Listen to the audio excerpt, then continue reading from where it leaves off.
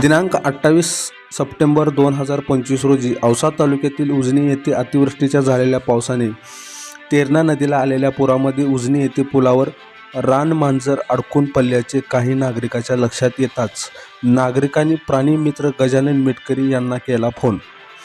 काही वेळातच मिटकरी यांनी उजनीचा पूल गाठून आनिकीचे शर्थीचे प्रयत्न करून रानमांजराचा वाचवला जीव.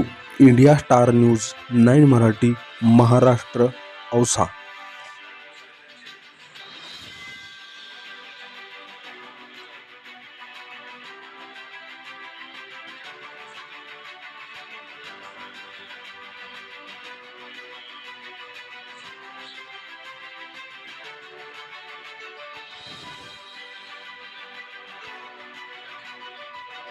हा